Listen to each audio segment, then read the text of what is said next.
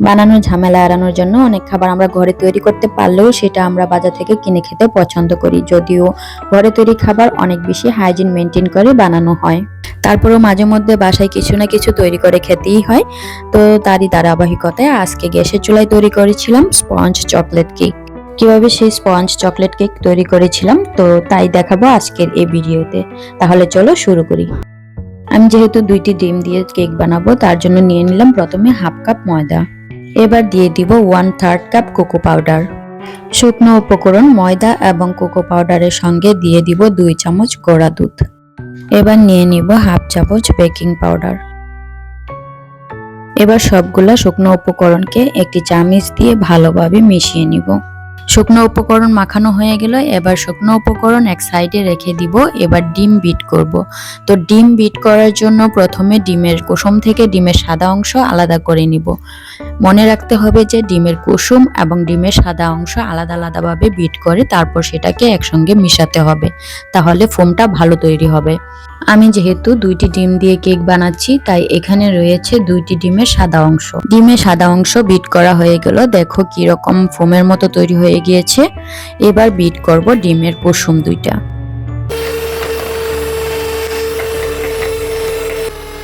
ডিমের কুসুম বিট করা হয়ে গেল। এবার ডিমের সাদা অংশের ফোমের সঙ্গে ডিমের বিট করা কুসুমের অংশ মিশিয়ে নিব। মিশিয়ে সেটাকে একসঙ্গে ভালোভাবে বিট করে ফোম তৈরি করে নিব। ডিম বিট করা হয়ে গেল। তারপর নিয়ে নিব চিনি। তো এখানে আমি নিয়ে নিলাম হাফ কাপ পরিমাণ চিনি। এই হাফ কাপ পরিমাণ চিনি কয়েকটা ধাপে আমি ডিমের সঙ্গে দিয়ে তারপর সেটাকে বিট করে নিব। একসঙ্গে যদি সব চিনি দিয়ে দেওয়া হয় তাহলে সেটা ভালোভাবে বিট হবে না, দানা দানা থেকে যাবে, মিহি হবে না। সেই জন্য কয়েকটা ধাপে চিনি দিয়ে সেটাকে বিট করতে হবে, তাহলে ভালোভাবে মিশে যাবে।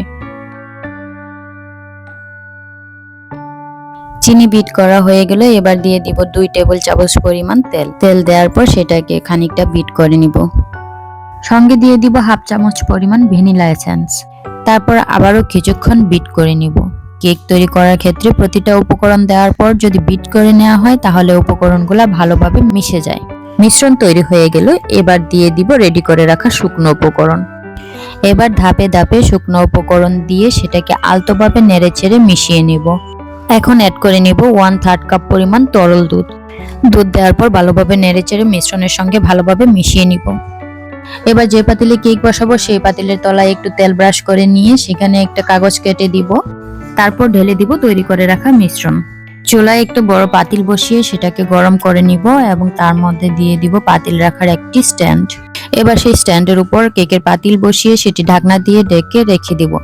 অল্প পরিমাণ আগুন দিয়ে বসিয়ে রাখবো 40 থেকে 45 মিনিট।